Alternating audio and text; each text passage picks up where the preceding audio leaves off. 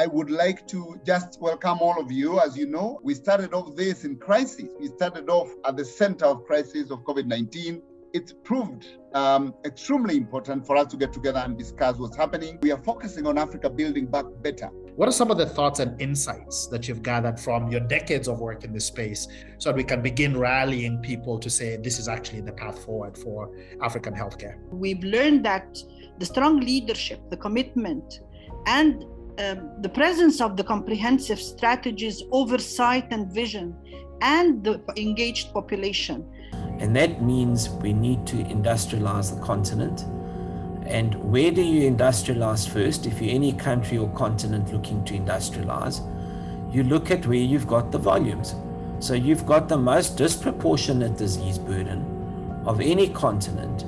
That means we've got the volumes and the potential economies of scale. You can get things done, but you've got to know how to actually navigate those structures. And we're very, very lucky to have a champion on COVID-19 who's a head of state, so that if we can't actually navigate, the middle and there's too much, we just go straight to him. The Africa CDC, because it is governed by heads of state, can actually advise the heads of state to do regulation.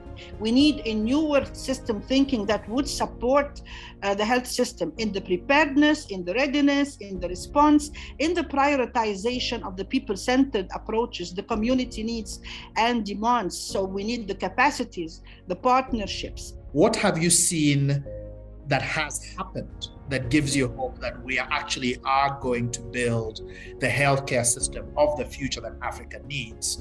Private sector, has planted the seed of pooling resources to actually train and support the country to be able in future to absorb this health workforce that we are growing as the private sector.